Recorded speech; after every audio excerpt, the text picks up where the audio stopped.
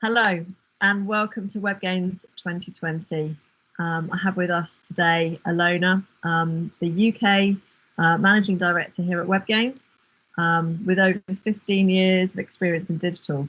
Alona has worked across various channels, from PPC to display advertising and affiliate marketing, of course.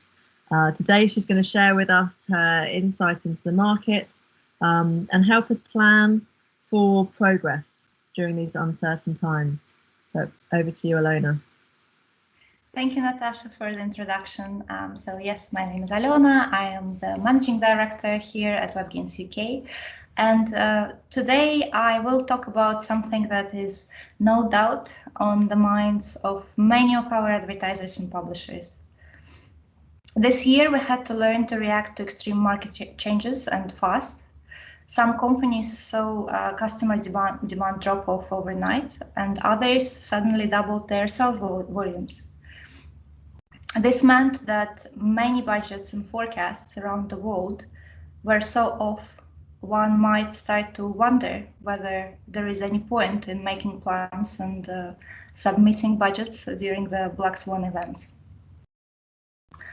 As we are heading towards the Q4 and New Year business strategy meetings and are probably already booked to happen in the next months, if not weeks, I want to offer some recommendations around planning for targets and resources within the affiliate channel in the next 12 months.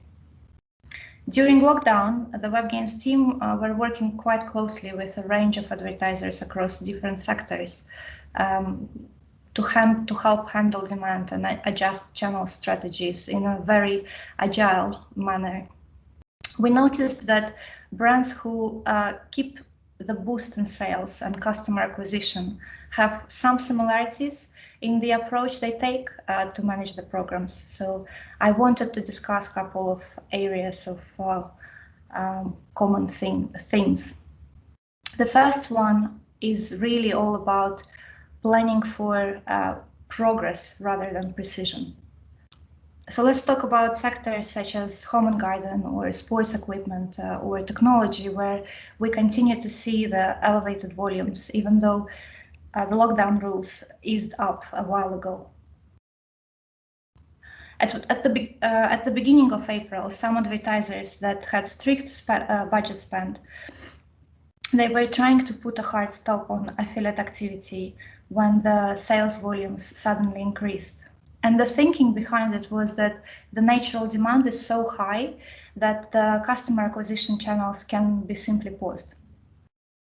Yet the brands who actually benefited from this massive market shift throughout the year and continue growing their volumes, sales volumes right now, are the brands that saw the opportunity to expand the customer base and strengthen their position in the market. They realized that even though their affiliate spend was going to be notably higher than what they've predicted at the beginning of the year, they now can attract customers that were out of their reach just a month ago. And of course, the good news about affiliate channel is that revenue tends to grow in line with spend. These were also brands that generally focus on using the channel to improve the outcomes for their end users. We saw that running awareness promotions around secondary product lines, which became more desirable for online shoppers, was very, very successful. There were also many promotions that featured delivery expectation information on affiliate websites. And finally, these brands generally worked on tailored new customer acquisition campaigns. With many bigger companies pulling off their premium exposure arrangements, more agile and reactive SMEs were able to obtain the premium spots at discounted rates, dipping into their hybrid CPA and tenancy budgets. These retailers were also the ones that made sure that the product feeds are updated daily, if not hourly, so that their affiliate partners can promote lines and ranges that are relevant today. On the other hand, some brands in travel that were left with no immediate trading opportunity, they've decided to build the campaigns and focus on life post-pandemic. For example, by launching aspirational promotions around future 2021 travel. On the network overall, during the Q4, we still saw high levels of visitors browsing the travel pages. And the travel brands that didn't ignore this trend managed to sustain relatively good levels of conversions by simply changing the promotional message to reflect the need for the long-term travel planning and tapping into this new public mood. The second area which I wanted to discuss is really circles around defining the strategic success. So by shifting the purpose of planning and budgeting from financial precision to overall strategic success, the brands were able to stay relevant and get the most out of their affiliate channel. And to ensure that you are seeing healthy and sustainable results on your affiliate program moving forward, we would recommend converting your overall business goals into guidelines for the channel and your team and your affiliates. These principles have to help inform the program's budgeting decisions and allow the spend flexibility. The overall guidelines should then power talks with your affiliate team around required resources from the strategy down rather than from the individual channels up. And the more your network account managers or in-house teams or agencies know about what the business is trying to achieve overall, the more tailored plan they will be able to develop and implement on the program. The topics that the affiliate team should discuss and agree on are an overview of outcomes that will be the most important for the company within the next 12 months. And once these areas are defined, speak about the resources that you will need to achieve these goals. It's useful to understand how much of the team's time spent into managing the existing affiliate mix. So let's call it operations versus expanding the scope of partnerships, which we can label innovations. For example, if your next year's KPIs are strongly linked to scaling revenue volumes only, integrating new technology partners such as Involve, increasingly SmarterClick, and activating multiple CSS affiliates like NMPI, Genie Shopping, RedBrain, and some others will much more likely produce stronger results than activating 50 new individual niche blog owners. Then go deeper into the innovation discussion and speak about the right balance of resources, both time and test budget, that have to go towards exploration. Agree on how these new partnerships can be tested efficiently and what success will look like. With Webgains' newest affiliate discovery feature, your team have the ability to approach most relevant long-tail partners on the network really in no time. The payment models of these affiliates might differ from the simple CPA models. And if you want to enrich your program with niche content affiliates, build the budget so that it allows a portion of spend to be outside of your pure CPA. Also consider your operations, whether they are set to support the brand awareness campaigns internally. Ask how feasible it is for the company to accommodate product reviews. Can you quickly allocate products to be delivered to your bloggers and influencers? Then the next question could be around how important it is for you to explore new customer segments. What are the key geographies, brands, or product lines that you want to push via affiliates? Finally, what are the resources that should be allocated to sustain your baseline affiliate channel results? Ask your account manager or agency to audit the program from the description terms to terms and conditions to the quality and relevance of the product feed. By simply improving the quality of feed, you will be able to generate extra sales volumes through affiliates that rely on accurate product listing. It could be that by talking about these areas with your affiliate channel manager, they will be able to offer you some really unexpected solutions your biggest growth opportunity may actually turn out to be shifting some attention from the key publishers and investing more into innovation. The third and final point that I wanted to mention is around adjusting forecasts quicker and more frequently. When market shifts drastically, all fixed budgets become obsolete. To better respond to unexpected events, companies might have to allow 20 to 30% buffer within their initial budget for the next 6 to 12 months. I realize that this is a broad range, but the customer demand and buying power is still too unstable to expect any strict forecasts to be precise. Instead, continue to make sure that the affiliate channel is always aligned to your key outcomes, track the channel activity closely, and adjust plans and revenue spend estimates frequently. By modifying the forecast based on the day-to-day results, the precision of the prediction will improve with time. So in conclusion, while the next year might still be a ride full of surprises, we have already built some range of resilience throughout the last half a year. So to stabilize and hopefully improve your affiliate program results further, your teams should redefine the purpose of the budgeting and closely link it to the desired outcomes. Allow a broader range of spend and demand fluctuations, track the results, and react by adjusting plans quickly according to the most relevant information.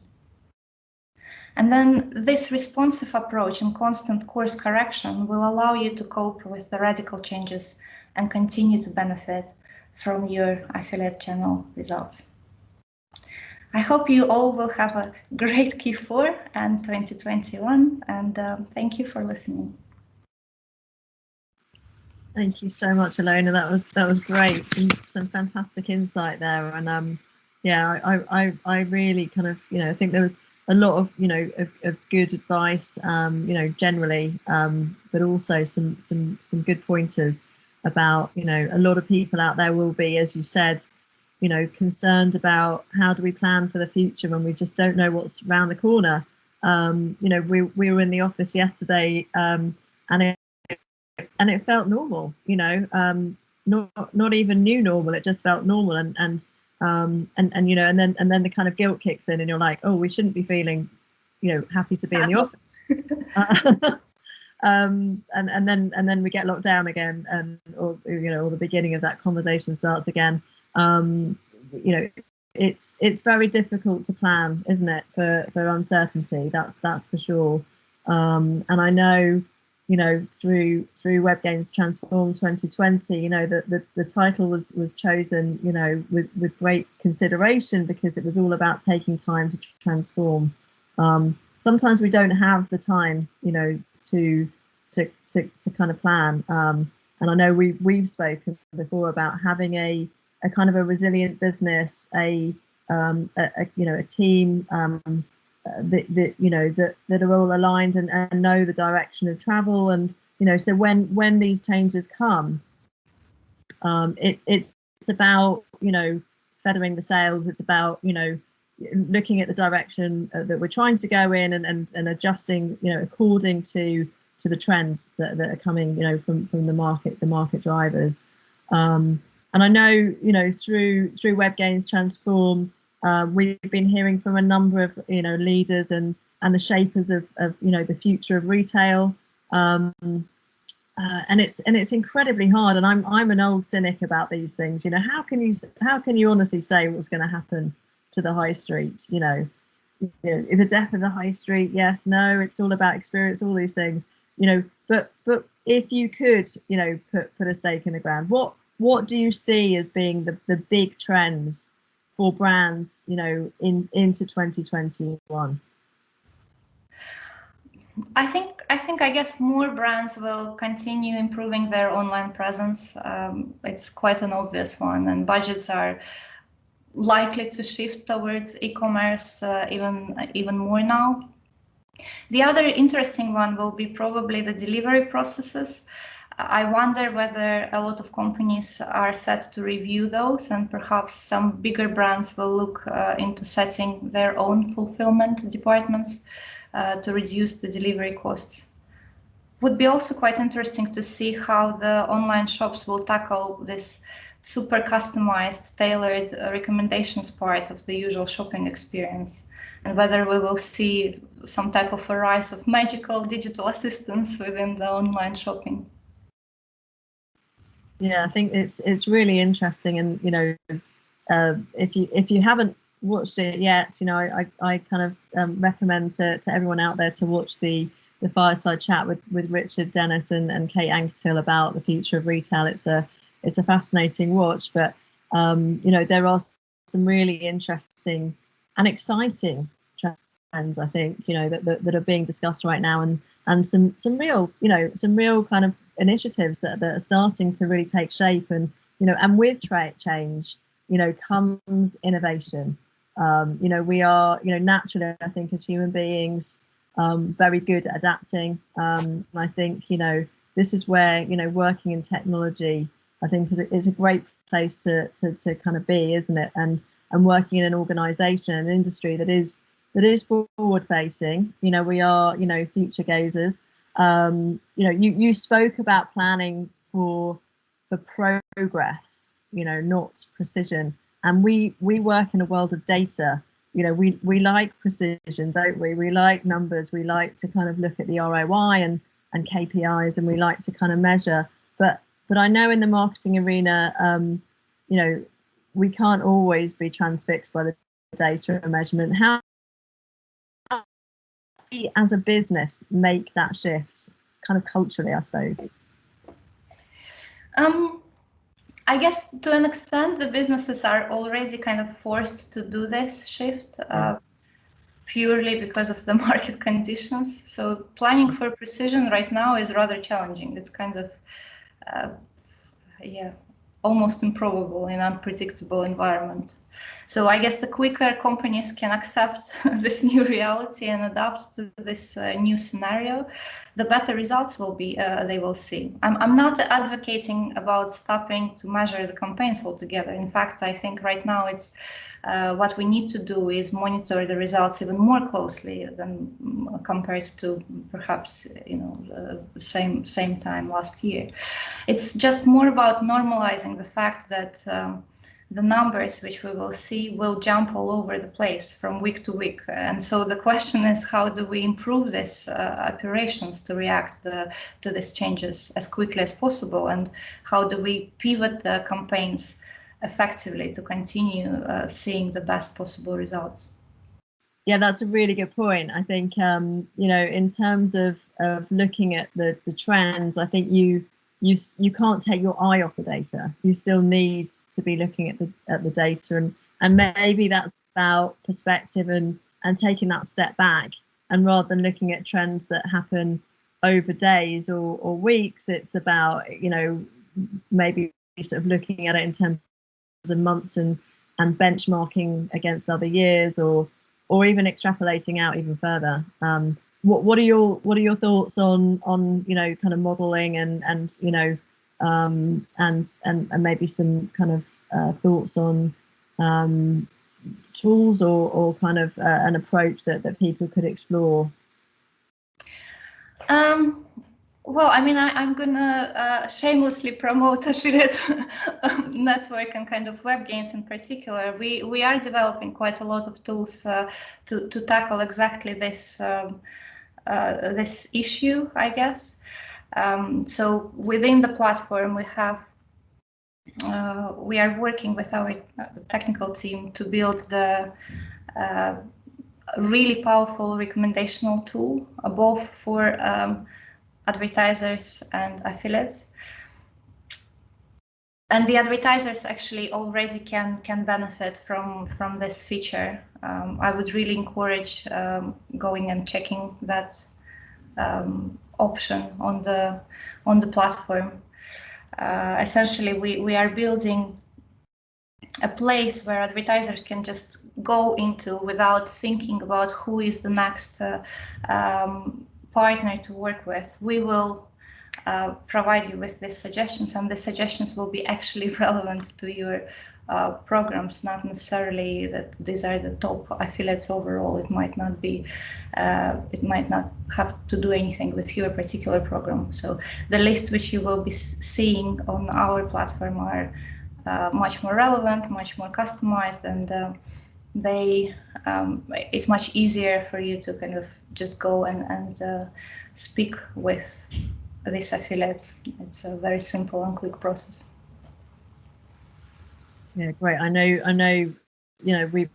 we've been talking a lot in the business about, developing those tools that that allow you to automate as much as we possibly can, so that when we're then coming in, as the human intelligence piece, so we've got our kind of machine learning, and but there's then that layer of human intelligence that a lot of the legwork's already been done. That we're looking at the kind of the Webgains ethos around kind of heads, not hands. Let's make as light work of it as possible. But how do you kind of see the sort of technology and the way that we use data as an industry, improving? What paint us a bit of a vision for what the future holds. Are we going to become redundant as human beings in this process? I hope not. I think there will be, so the technology bit is really all about, as you said, automations and all these routine tasks which no one really likes to do. This is hopefully what the technology can help us with.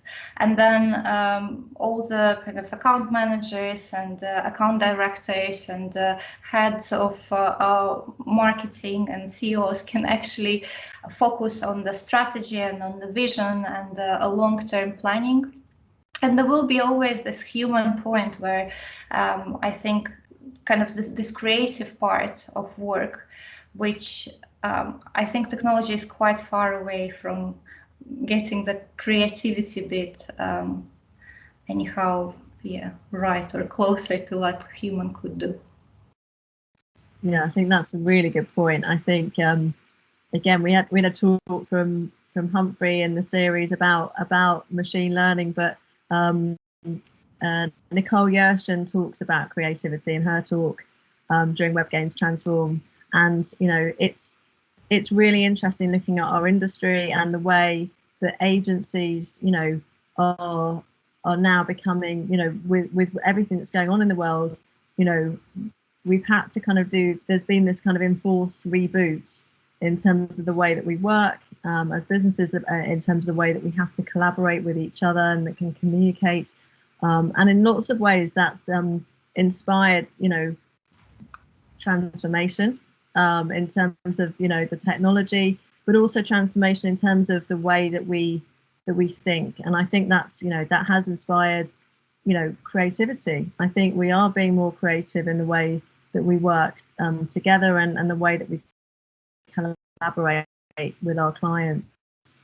So I think, in terms of the future and how we use the data and technology, I think you're absolutely right. I think there will always be that kind of need for, well, I hope there is anyway. I hope we're not redundant, but that need for kind of human intelligence and intervention for us to kind of work the programs and refine them.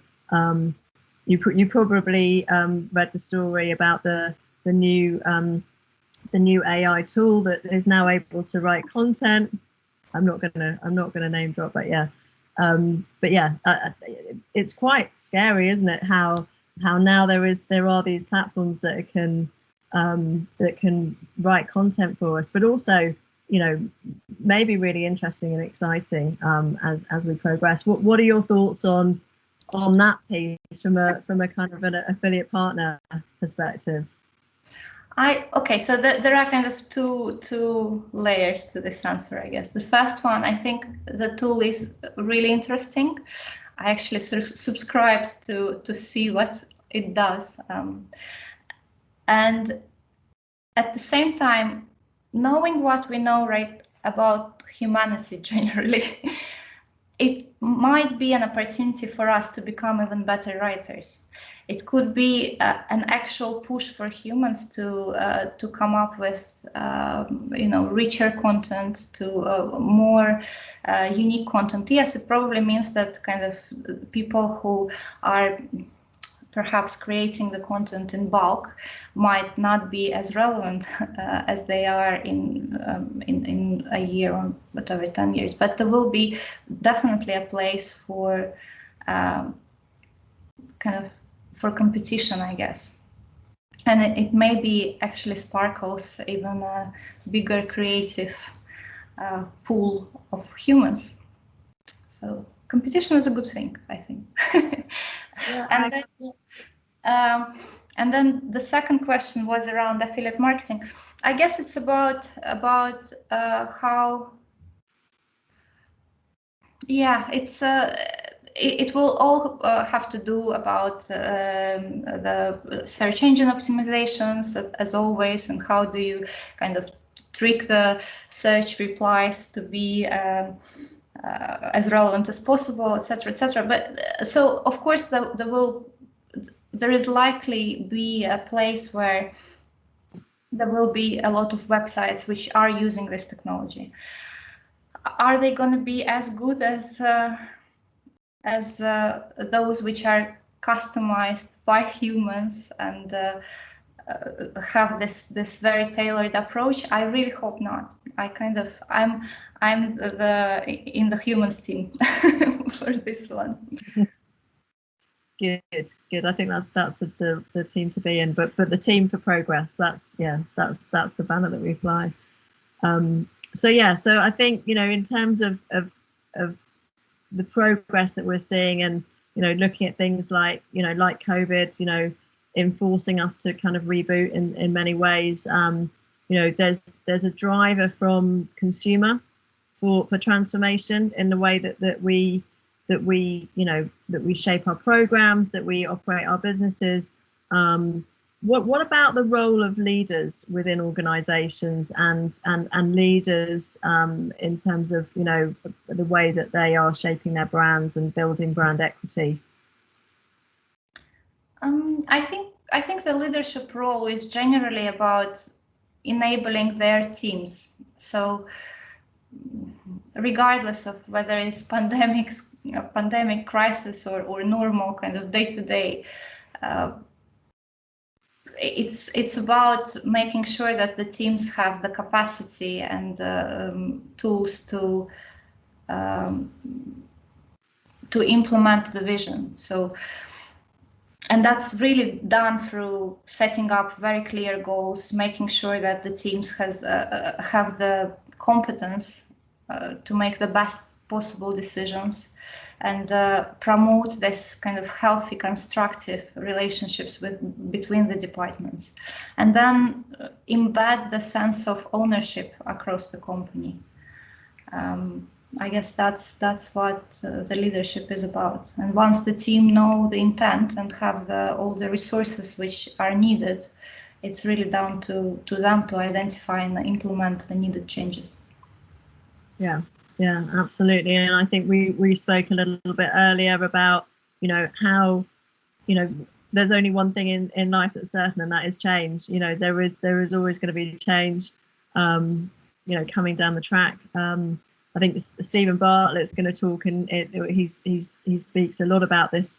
It's about how you reframe your attitude to change. That he's looking at he needs change. He actually relishes change in his life, and so when he gets into the comfort zone, he realizes that actually his comfort zone is to be in change mode. Which is a really interesting way to think about things, and this goes back to that concept of progression, doesn't it? That we're continuously moving forward, we're always learning, we're improving the way that we work, but to make the most of change and in these times of transformation. How do you see businesses building resilience into their organization? How are they supporting individuals, and indeed how can individuals build resilience into themselves, and how can we support the next generation, and indeed the kind of older generations who might be finding themselves redundant right now. But how do we help individuals and business to thrive during these times of change?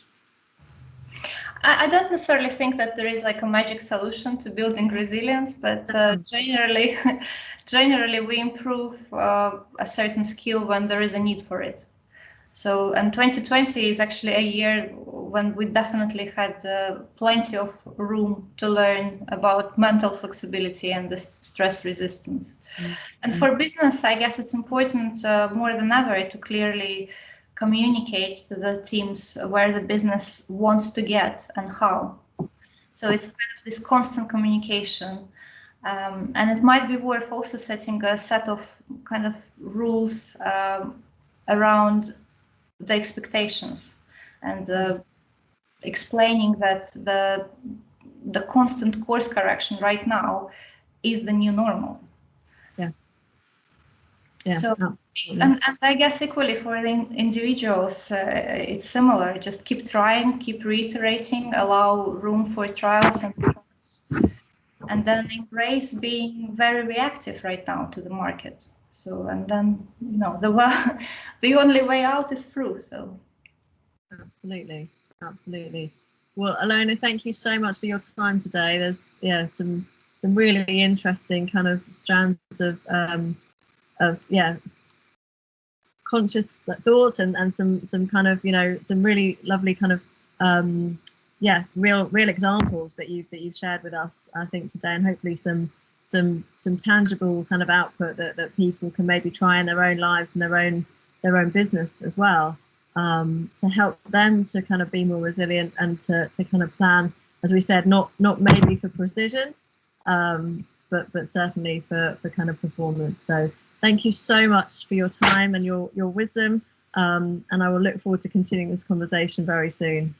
Thank you, Natasha. It was really great speaking to you. Thank you.